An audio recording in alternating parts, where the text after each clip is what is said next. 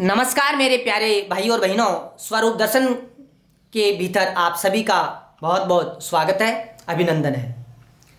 आज का हमारा विषय है कि हमारा जो शरीर है वो किसी का तो किसी दवा से ठीक होता है, किसी का प्राण चिकित्सा से ठीक होता है, कोई व्यक्ति नेचुरोपैथी से ठीक होता है, कोई योग ध्यान से ठीक होता है। और ये कैसा हम इस पे विश्वास करते हैं और कैसे हम इसको ट्रांसफॉर्म कर सकते हैं ताकि हम सदा स्वस्थ रहे और हम एक दूसरे के साथ में इस जीवन को जिए, क्योंकि हमारा मेन उद्देश्य जीवन को जीना है। तो इसमें क्या होता है कि ये पूरा संसार एक भाषा है और ये भाषा प्रकट हो रही है इस संसार के रूप में, यानी ये प्रभु का वृक्ष है ये। तो इसके अंदर ही इसको आपको मैं बड़े रूप में समझाने का प्रयास कर रहा हूं कि पृथ्वी, सूर्य, चंद्रमा ये क्या है। ये प्रभु के श्रृंगार है, इसको ऐसे समझेंगे हम। अर्थात पृथ्वी की अगर बात करें तो पृथ्वी का गहना है पेड़ पौधे, हरियाली, नदियां, पहाड़, ये गहना है मां धरती का।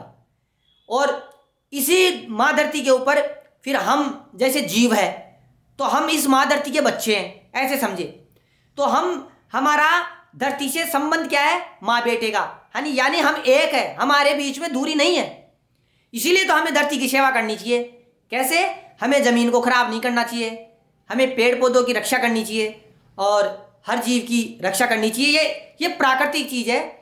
और यदि हम ये नहीं करते हैं तो यही प्रकृति हमें इसी एकता का एहसास कराने के लिए आंधी, तूफान, भूकंप, बिजली गिरना, ये चीज़ें आती है। अर्थात जब हम इस पूरे ब्रह्मांड से एकता की अनुभूति नहीं करते हैं तो हमारे भीतर विचारों का तूफान रहता है, विचारों में आपस में टकराव होते हैं। अर्थात जैसे इसको ऐसे बोलेंगे, जैसे कोई लेबोरेटरी के अंदर कोई प्रशिक्षण करते हैं और फिर वहाँ पे प्रशिक्षण के दौरान जैसे तरंगे आपस में भिड़ती है या कोई विद्युत स्पार्क होता है, ठीक इसी प्रकार हमारे इस पूरे शरीर में लगातार स्पार्क ही हो रहे हैं। और वो स्पार्क यदि सही तरीके से हो रहे हैं तो हम सही अनुभूति कर रहे हैं, और अगर वो गलत, तो सही गलत को कैसे समझेंगे? सही गलत को ऐसे समझेंगे, यदि हम ये जान पा रहे हैं कि हम कौन हैं, हम क्या कर रहे हैं, हमारा दैनिक जो दिनचर्या वो कैसी जा रही है, हम कल से आज आगे बढ़े कि नहीं बढ़े, अर्थात कल से आज की खुशी ज़्यादा है कि नहीं है। और यदि हम अच्छा महसूस नहीं कर रहे हैं, पुराने विचार अभी आ रहे हैं, पुरानी बातें आ रही है, तो इसका मतलब अभी हम पुराने ऊर्जा पैटर्न को बदल नहीं पा रहे हैं। और हमें बदलने की कोशिश नहीं करनी है, हमें स्वीकृति का अभ्यास करना है। जो जैसा है उसको वैसे पहले स्वीकार करेंगे तो फिर अपने आप हमें ये ग्राफ समझ में आएगा। तो इसलिए ये जो शरीर है तो इसकी भाषा यदि किसी व्यक्ति के लिए यह है कि मेरी बॉडी के अंदर कैल्शियम कार्बोनेट है, सोडियम क्लोराइड है, इसमें ये एंजाइम्स है, इसमें लीवर किडनी होता है, इसमें हार्ट होता है, इसमें सिर होता है, यहाँ की होती है जीभ होता है, दांत होता है, और इसमें ऐसे दवाइयाँ ली जाती है। तो यानी हम मेडिकल भाषा से विकसित हो रहे हैं। तो हम जैसे इसे बोलेंगे जो चिकित्सा विज्ञान है, जैसे एलोपैथ के अंदर केमिकल्स के माध्यम से जैसे दवाइयाँ बनाई जाती है, तो उसके आधार पर हम हमारी बॉडी को समझते हैं। तो ऐसा इंसान यदि आध्यात्मिक तरीके से इलाज लेने की कोशिश करेगा या कोई बताएगा उसको, तो उसका उस इंसान से मतभेद रहेगा हमेशा। यानी जैसे कोई किसी का विश्वास नेचुरोपैथी में है तो वह एलोपैथ का विरोध करता है। तो वो क्यों करता है? वो नेचुरल चीज है, क्योंकि उसकी बॉडी एलोपैथ की भाषा से बनी हुई है, नेचुरोपैथ वाले की नेचुरोपैथ। तो ये एलोपैथ, नेचुरोपैथ, ये क्या है? ये भाषाएं हैं। इसको मैं और थोड़ा सा विस्तार से समझाने का प्रयास कर रहा हूं कि जैसे आपको उर्दू आती है, इंग्लिश आती है या विज्ञान आती है, ये भाषाएं आती है, तो यह है क्या? ये परमात्मा का ज्ञान इन भाषाओं के रूप में प्रकट हो रहा है। यानी इस रचना के अंदर ही अनंत भाषाएं हैं, और वह भाषाएं उसी एक ही जो प्रेम तत्व है, प्राण ऊर्जा है जिसको बोलेंगे, जो कण कण में व्याप्त है, वही ऊर्जा इस भाषाओं के रूप में प्रकट हो रही है। तो इसमें अगर कोई इंसान ये सोच रहा है भाई मुझे 10 भाषा आती है, तो मैं जिसको भाषा नहीं आती है और जिसको बिल्कुल कम बोलना आता है या देसी बोलना आता है, तो अगर वो ऐसे सोचे कि भाई मेरे को उससे ज्यादा ज्ञान है, तो अभी वह अज्ञानी है, वो समझ नहीं पा रहा। यानी यह ज्ञानी और अज्ञानी नहीं है। मैं कई बार वीडियो में बोला कि भाई हमें ज्ञानी का और अज्ञानी का दोनों का सम्मान करना है। क्यों?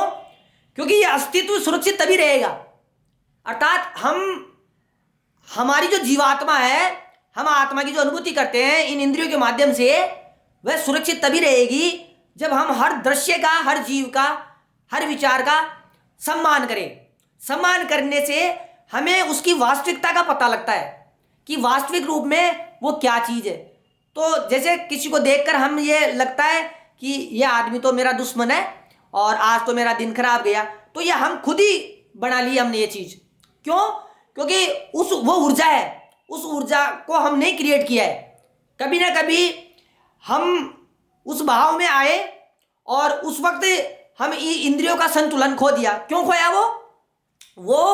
वो भी अपने आप हुआ है। वो ऐसे हुआ है कि जैसे कोई गेंद ऊंचाई से गुड़ती हुई आती है तो वो कैसे कैसे जाएगी, जैसा जैसा वो रास्ता होगा वैसे ही तो जाएगी। ऐसे ही हम गुड़ रहे हैं, ऐसे समझो। तो गुड़ रहे हैं तो कहीं खड्डा आएगा, कहीं चढ़ाव आएगा। तो ऐसे ही हमारे मन में कभी गुस्सा आएगा, कभी खुशी आएगी, कभी हंसी आएगी, कभी नींद आएगी, कभी थकान होएगी, कभी फुर्ती आएगी। तो इस प्रकार के परिवर्तन होते हैं। तभी देखा करो कई व्यक्ति 4-4 रोटी 3 टाइम खाते हैं तो भी मोटे नहीं हो रहे, और कई व्यक्ति 1 रोटी खा के ही मोटा हो रहा है।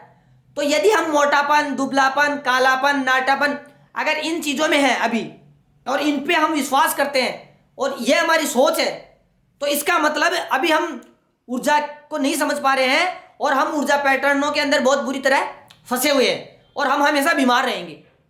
हाँ, हम बीमार रहेंगे। तो इसका हमेशा के लिए इलाज ये है कि हमें अपने आप को इन ऊर्जा पैटर्न्स को समझना है। और आप खुद सोचिए कि काला होगा तभी गोरे का सम्मान हो सकता है, उसकी वैल्यू है। कोई हारता है तभी जीतने वाले का सम्मान होता है। तो दोनों पक्षों का रहना जरूरी है।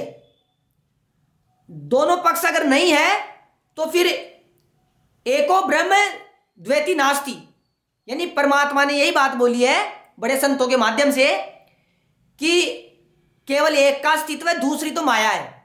तो ये जो कालापन, मोटापन, दुबलापन, ये मायावी विचार है। इनको हटाना नहीं है, इनको मिटाना नहीं है, इनसे भागना नहीं है, इनको एज इट इज देखना है। तो अपने आप आपकी रचना उस रूप में आएगी। अपने आप इस रचना का वो वजन होगा जो प्रकृति डिसाइड करती है, यानी बहाव में। तो बीमारियां गायब होने लगेगी। अब उसी दौरान आपको दवाइयाँ लेनी है, नहीं लेनी है, ऑपरेशंस कराने नहीं, वो अपने आप ज्ञान आपका प्रकट होगा। आपको किस डॉक्टर के पास जाना है, क्या क्या ट्रीटमेंट होंगे, कितने पैसे लगेंगे, ये सब कुछ फिक्स है। तो इसलिए किसी भी चीज़ की चिंता करने की जरूरत इसलिए नहीं है क्योंकि वो आपके हाथ में नहीं है। तो फिर हम समझ क्या रहे हैं? हम यहाँ पे ये समझ रहे हैं कि हमारे साथ हो क्या रहा है एग्जैक्टली, ताकि हम उसको देख सके। यानी मेरा वीडियो बनाने का माध्यम और वीडियो बनाने का जो मेन औचित्य है वो ये है कि जैसे मैं सुलझ रहा हूं वैसे आप सुलझ रहे हैं। यानी यहाँ पे इसका एक ही उद्देश्य है कि यदि आपके भीतर कोई कंफ्यूजन चल रहा है तो उसको आप कैसे सुलझाए, तो उसके लिए कोई ना कोई माध्यम बनता है। ये लर्निंग चल रही है हम सभी की, मैं भी आपसे सीख रहा हूं। तो ये लर्निंग चल रही है और मेरे इस वीडियो को वो लोग ही देखेंगे जिनसे मेरा कनेक्शन बना हुआ है, अर्थात वो परमात्मा ही डिसाइड करते हैं। इसलिए फिर मेरा तो किसी से कोई राग द्वेष रहा ही नहीं ना, बैरभाव अपने आप ही खत्म हो गया ऑटोमेटिकली, क्योंकि मैं कर नहीं रहा हूं, आप कुछ कर नहीं रहे, सब कुछ अपने आप हो रहा है। तो हमारे बीच में कैसा रिश्ता रहा? केवल प्रेम का। और अहंकार को फिर हम आगे समझेंगे कि अहंकार कैसा ऊर्जा पैटर्न होता है। बहुत ही गहरी ये चीज़ें हैं। तो जैसे जैसे समय आएगा हम आगे बात करेंगे। धन्यवाद।